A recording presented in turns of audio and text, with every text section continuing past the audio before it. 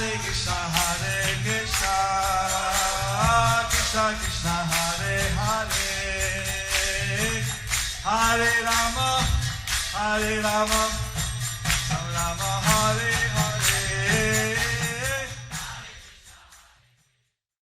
Be sure to subscribe to our channel. We publish new videos every day. Don't forget, grab your smartphone and download the Lava Matra app and stay in touch. Guru Maharaj's message is your advantage. The following is a class given by His Holiness Jayapataka Swami Maharaj on December 30th, 2006 in Sydney, Australia. The class begins with a reading from the Srimad Bhagavatam, 3rd Canto, Chapter 22, verse 11. Continuation of the verses 9 and 10. Where it said, my daughter is a sister of Jayapataka and Uttanapada. She is seeking a suitable husband in terms of age, character, and good qualities. The moment she heard from the sage Narada of her noble character, learning, beautiful appearance, youth, and other virtues, she fixed her mind upon you. Therefore, please accept her, O chief of the Brahmanas. For I offer her with faith, and she is in every respect fit to be your wife, and take charge of your household duties.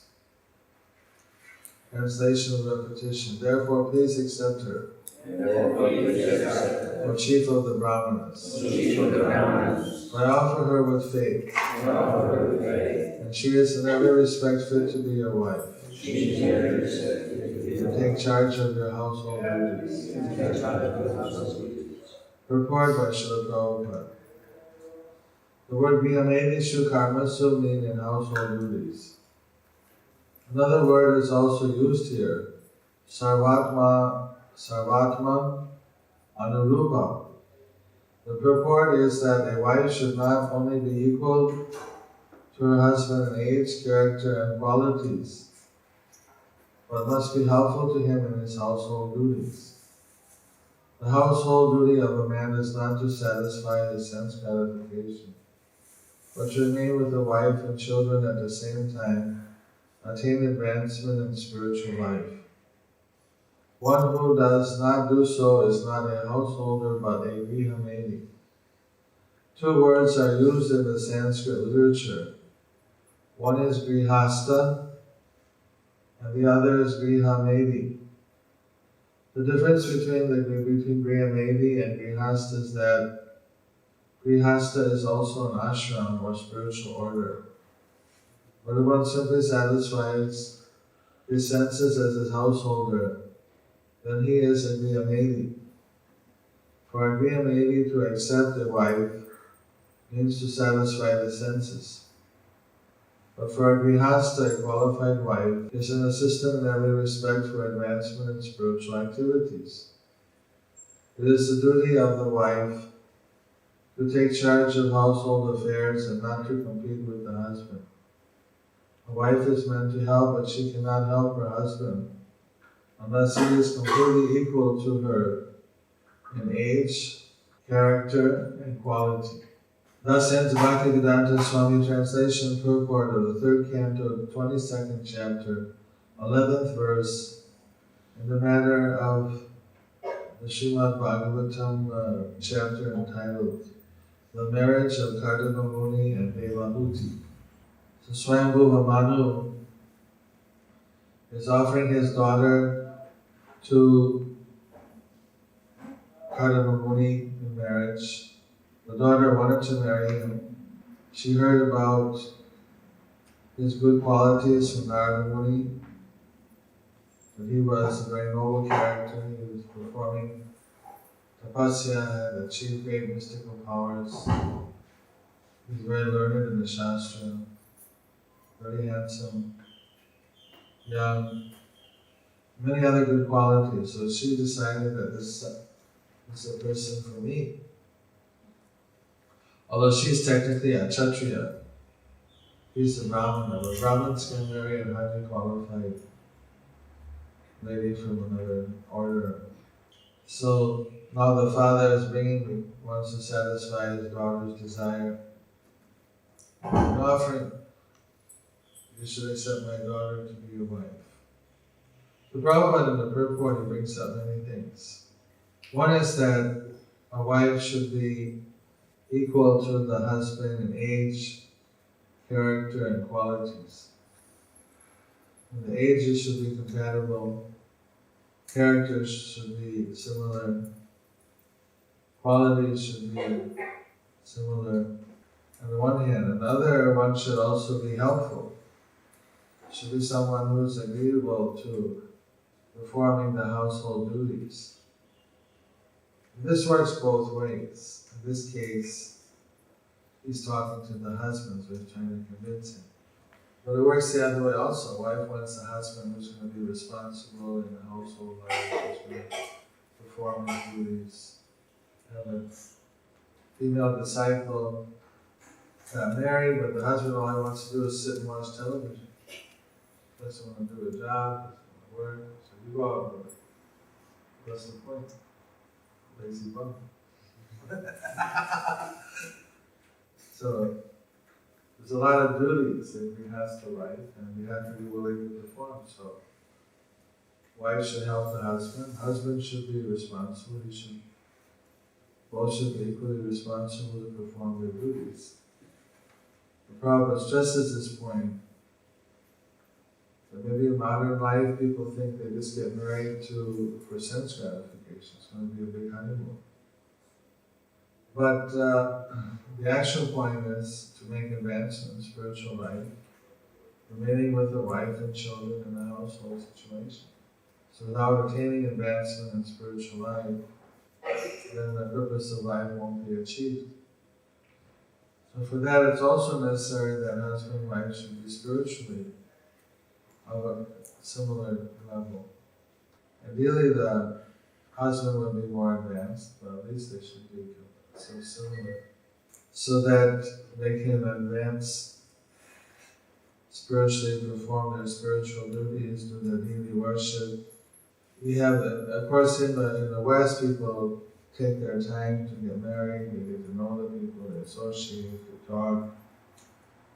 Generally speaking, a lot of times in India, marriages are arranged. Like this was kind of an arranged marriage, but she's heard from Narada Muni, who's very reliable.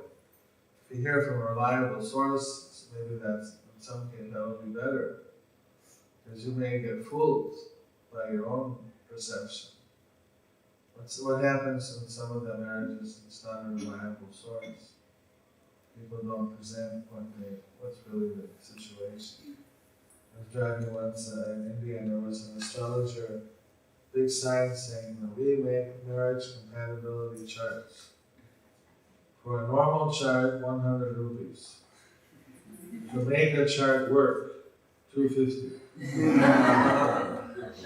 Sometimes the father-in-law wants to get the son-in-law is a big engineer, works in Australia or whatever, something America or something.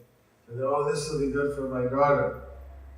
But the chart doesn't work. So you gotta bribe the astrologer extra to really use his creativity, imagination, how to make it work. But that's not that's like what's the point of astrology? See whether there's compatibility, whether the daughter's unhappy. This kind of things go on. Or sometimes we have now lots of devotees, men and women who are suitable to want to be married. But what happens is that, in a broader scale. So in India, where they make the arranged marriages, sometimes the parents just wants the boy to get married. And they don't care whether the boy gets a devotee or not.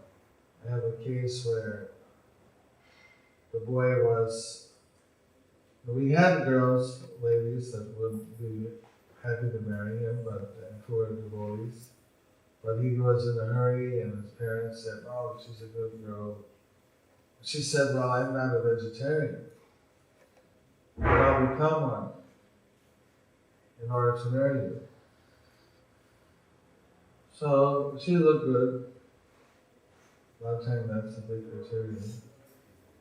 But she was spiritually zero. So then when they got married, had a child, then he came to me crying.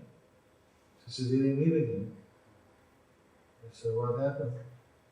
Why didn't you marry a devotee?" "Well, my parents pushed me. I made a mistake." She promised she would be vegetarian. She was vegetarian for the first year.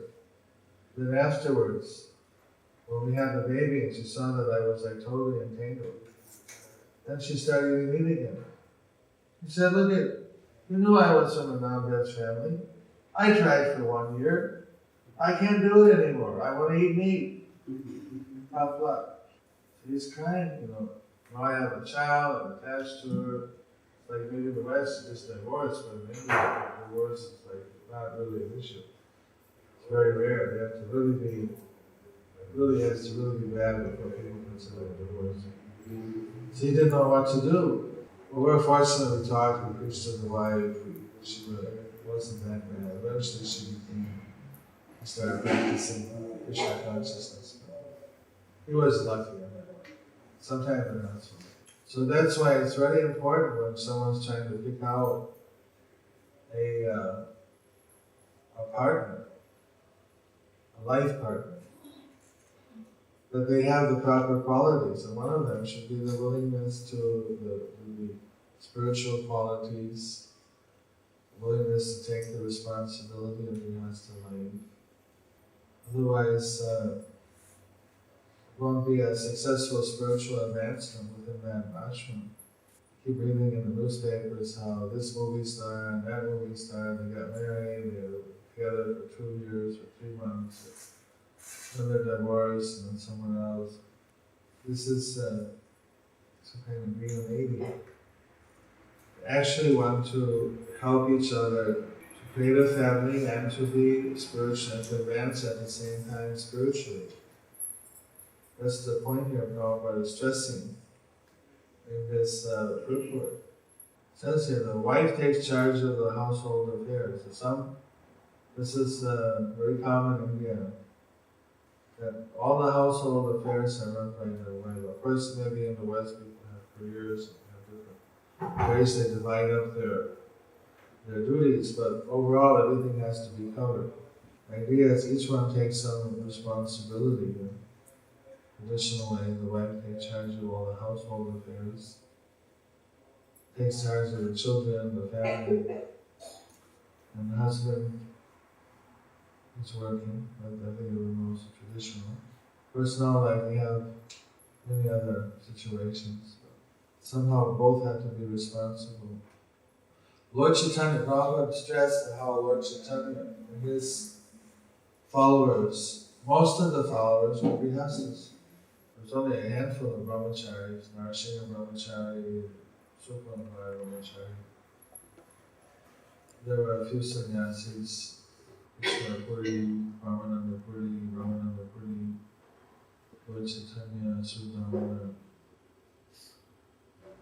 But most of the devotees were grihasthas. When the Bengali devotees would go down to Jagannath Puri, but sometimes some of the wives would also go because they'd be staying for a few months. Like you read in Chaitanya Charitamrita that Sita Thakurani is cooking for Lord Chaitanya in Jagannath Puri. So some of the ladies also went. So when one year they went a little early, they wanted to see Chandan Yatra. So they got down to Jagannath Puri just at the Chandan Yatra time. They were walking towards the Narendra Sarovar, and they heard the sound of a kirtan. And then, Lord, they heard kirtan. All of a sudden, there was Lord Chaitanya and all of the Utkalvasis, the real devotees, who were living in Jagannath Puri, Lord Chaitanya, were leading the Lord Jagannath Devi to the Narendra Sarovar. As soon as they saw Lord Chaitanya, they paid their obeisance. And someone pointed out, there are the devotees from Bengal. So immediately Chaitanya went over to meet them. And so he embraced Lord Nityananda. Some devotee paid obeisance, then he picked him up and gave him a hug. Some people, depending on their relationship, some kind of grace, some pay obeisances, some touch the feet. It said that the ladies, these sannyasi, they couldn't go so close, that in their hearts they were touching his lotus feet, and tears of love were pouring from their eyes. They were also equally spiritually advanced, spiritually awakened. Although there were social norms they had to follow in relation to sannyasis, but spiritually they were filled with love, tears pouring from their eyes. So these descriptions are, you can find in Chaitanya Bhagavatam, Chaitanya Charitamrita, or Chaitanya Bhagavatam, because that's the early life of Bhagavatam. How the different Vaishnavis, all so much devoted to Lord Chaitanya. Rani Gupta was a doctor by profession. Sometimes he would invite Lord Chaitanya to come take prasad. So one time Lord Chaitanya overate prasad. So he went to see Rani Gupta and he asked for some cure. So Rani Gupta gave him a glass of water. Rani Gupta was such an expert doctor that even the water from his water pot was cured. It's like a healer. Not only a doctor, but a healer. It's different. Just by his water, he healed Lord Chaitanya. Lord Chaitanya was praising him. But your water alone healed. So I always describe how the different devotees, the wife is cooking or the serving the guests. Sometimes some non-devotees, they're very miserly. Sukha Bhargavachari went one time to a Grihasta's house, Vihamedi's house. And asked for alms. He would only eat whatever went to 5 houses, whatever they gave him, that's what he would eat. If the householder didn't give him anything, he went to 5 houses and nobody gave, then he wouldn't eat. So he went to the first house. Hello, excuse me. Bhiksham Dehi. Bhiksham Dehi. Please give the donation.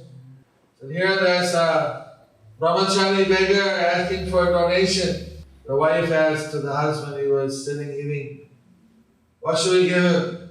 So give him the coal ashes from our fire. What is the use of coal ashes? If we can fertilize your banana plant. No use. So, like most beggars are just okay, forget it. But Sukha Bhargavachari, this guy is such a miser. He wants to give me his ashes. Let me take his ashes, at least he'll give something, he may get some benefit. He may get some spiritual benefit. He says, okay, don't just talk about it, give me the ashes already. At least he'll have to go scrape out the ashes, put them in there. Because he's not begging for his own need. Not going to make any big difference.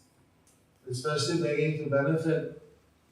Duties of the brahmacharis is to do austerities and to beg. Duties of the grihastas is to do sacrifices, to do charity. So charity, dhanam, jagyam, these are the duties of grihastas. Even more duties, there's whole chapters of other duties for grihastas. The principal charity and sacrifice. The Prabhupada said in Kali Yuga, the sacrifice is Sankirtan. So chanting Hare Krishna, Hare Krishna, Hare Rama, organizing Gita and Bhagavatam and Chaitanya Charitamrita classes in the house, having some kirtan, having some class, having some questions and answers, having some prasad distribution. House programs are famous. The Hastas give nice prasad. Prabhupada used to go to many house programs.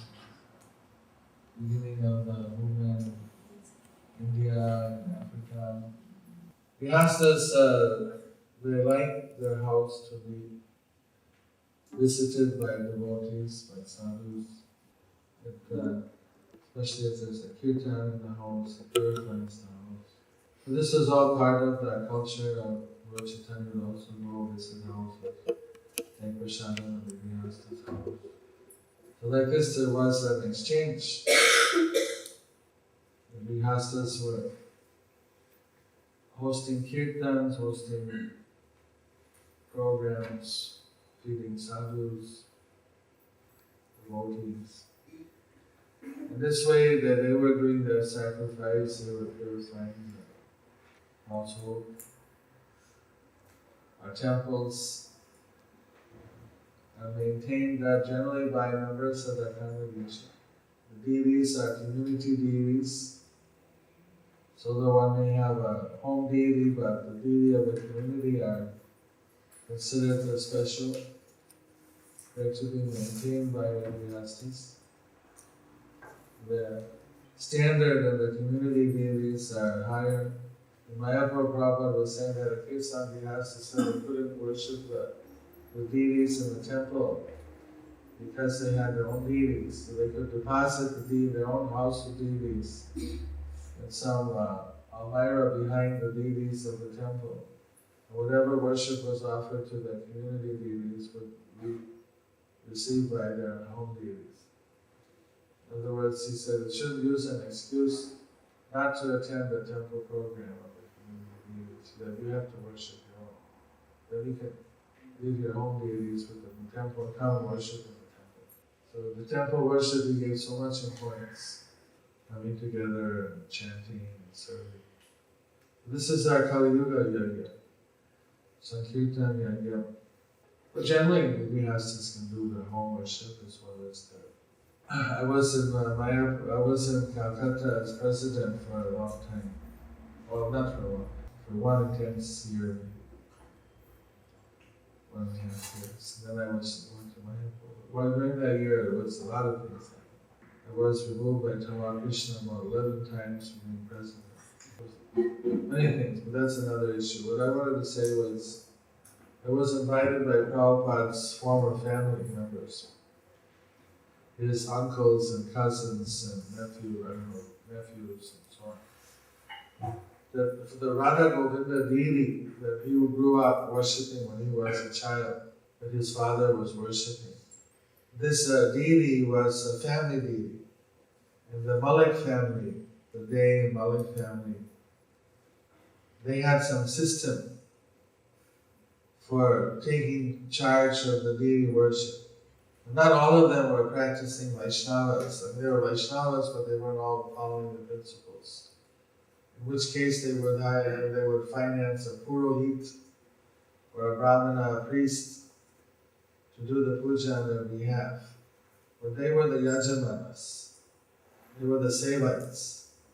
They were the ones who were responsible to see that the deity worship went on. They could replace the priest, but they were the deity. The title of the deed would say Radha Govinda is the owner of this property through the Sevites, and then it gives the name of the Sevites. So in Bangladesh, we have a lot of properties like that. But this kind is the Sevite in some cases. Sevite is who's responsible for the Seva Puja, for the deity worship and the management of the deity's assets. This went up to the court in England, to the High Court, to the House of Lords. And they decided during the British Raj that a deity is a legal person. He's a juridic person, but he's to be treated like a minor. Just like a minor will have a guardian who will act on his behalf. Like in ISKCON, the temple president is the de facto guardian of the deities. So in this case, Radha Govinda, the family, the Prabhupada's former family relatives, they were the guardians of the deity. But they had, originally there was one person, I guess, that established. I didn't get into the whole, exactly how they organized, but what was happening was that one branch of the family was passing over the deity worship to another branch. And they were having a big festival. It was, and everybody came out dressed in their Sunday best, and it was quite amazing because I could see now they're very aristocratic. The ladies, although it was in India, they were very light complexioned, and you don't see this kind of people on the street too often. They're very aristocratic people. And they had a big festival, kirtan, feast, and then they took the key of the temple, and who was before managing the temple handed the key on a velvet pillow in front of the deity to the other branch. And now he's taking responsibility, Radha Govinda. He's now responsible for the next 3 months or 6 months or 1 year, whatever the period was. Instead of going to all the detail, I'm just kind of there. Wow, this, for me, living in India, 1 year in India was a big experience. But I could see this thing of handing over the key. So that was there is a family deity, not a public deity. It's not public worship. It's a family worship. They allow the public to come and have darshan. But as in India, they have private trusts and they have public trusts for the deity worship. So this was a private, same way. But this was how all the family members, all the children, everyone was, you could see that Radha Govinda was a part of their life. Major, to what extent? I mean, Bhagavad was the major focus, even his father. But to everyone, Radha Govinda was a part, and they took their responsibility to worship. Sometimes in India, these traditions fall apart, and then they come with the deities and ask if they can give the deity, go to Vrindavan and see that some temples got 50 deities. Different families, after generations, they stopped worshipping the deity. And they just deposited the deity, gave a donation. They want to see the worship going, so they put in some temple. So when you install a deity, whether your children, grandchildren, great-grandchildren, how many generations will they keep up the worship? That's for like grihastas to install a deity. An actual installation, it's a very big responsibility. Whether your children will keep it up. But these are the kind of grihastas, ashram, they have all these considerations. We have one Namhat member in Bengal near Bajbaj. He was the first person to have an automated umbrella spoke factory. He became a millionaire in rupees. It's not like a real big thing, you know, umbrella spokes. But anyway, it was a business. But there's a lot of umbrellas in Bengal because it's raining so loud. So he used the money from his umbrella factory, spoke factory, to build a huge temple. I mean, it's a beautiful temple. Install the deities. Now he coming, this guy is saying, actually, I don't think my children will keep up the worship. I want you to take over the temple. So it's like that. In this case, I think that Namhat is agreeing to take it over and going through the legal work. But that's what a duty of a grihasta is to perform the yajna together with the wife, with the family. One time, I was reading in a book called Bhaktivinoda Thakur that this Namhat devotees asked him, what's the most important thing for a grihasta? And many times they asked that question to Lord Chaitanya, he gave different answers. But in one case they said, what's the most important thing for a grihasta? And he said, well, the most important factor in a grihasta's life is his mate, his spouse. Because you're a team, you're working together, you're two people. So if your spouse is not pulling the weight, not also participating, it becomes a big factor in the grihasta life. So it's something that one wants to be very careful and then try to take time to see that they have the right life partner. All these, so that the whole purports of the Bhagavatam and the whole chapter is devoted. On one hand, they're telling Karnamala, you asked for a wife, you want a wife, you prayed to Vishnu, I'm giving you here, she's a qualified girl, take her. If future verses will say, if you don't take her, then, doesn't make a lot of sense. You were looking and here's the right person. But what he's doing, convincing that she is the right person. She's spiritually oriented, she's beautiful, she's young, she's high parentage, she's equal with all your good qualities, and you won't find a better match than her. If you don't take her, later on when you're looking, you're going to be in trouble. All those kind of verses come up in the future. So it's not just kids that she's a beautiful girl, take her. She's not, beauty was one factor, but the other factors of quality, spiritual nature, so many other factors were there. She could have chosen any king in the universe, or she wanted the Brahman. Karna Muni lives in a little ashram somewhere in the forest, and she's living in a palace. Why does she want to marry him? Because he's spiritually advanced. I mean, he's beautiful and handsome, all other things are there, but she did get a lot of handsome kings and other people. Why she chose him especially was because he was very advanced in his Krishna consciousness. In those days, the sacrifice was meditation, and he was a super meditator.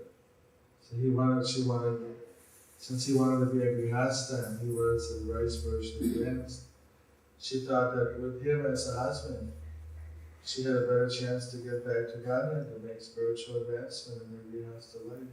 So these are very wonderful examples for our young devotees. Many of them will probably want to become married in the future. These are important issues. Not to just make decisions on a superficial basis, but to have a higher purpose, higher vision. I would say most of our devotees in ISKCON get married, so this is very relevant. There's a few of us who are still in brahmacharya or sorry. Most of the people don't have a percentage on it, but most of the people get married. So these are important issues. And also for the sannyas and brahmacharya, we have to advise people. We ask us for advice. Sometimes someone's a devotee for many years, and then when they get married, they want to marry a new devotee. And maybe they look nice, I don't know, younger or something. I don't know exactly maybe some of them are spiritually advanced, but you think normally it should be an equal age, equal quality. So it would be better to pick someone who's who is matching up spiritually also. I knew one case where the couple, they always wanted to get together, kept fighting. They were just engaged, but they kept fighting, breaking up, and trying again. About 7 times they did a horoscope. And the astrologer said that these people will be physically attracted to each other, but they're totally mentally incompatible. If they live together, they end up killing each other. And then he gave up that idea, and then he saw there was a very nice lady who was a little older, maybe not as young, not as pretty as the other, but very fixed up in her devotional service.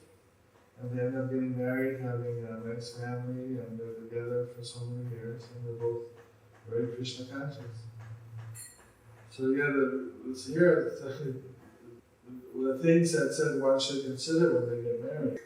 There are many factors here. And character, qualities, age, all these things have so many different, the ability to take responsibility, spiritual desires. This is very important. Not to just make decisions that are very superficial for the right reasons. Because a grihastha means that you want to be a householder, live with family, live with children, and make spiritual advancement. Ragiyanadi means just living together as a family and try to get as much sense gratification as we can. There's a difference. Do you like our ad-free videos? Be sure to subscribe to our channel. We publish new videos every day, and don't forget to like and share our channel.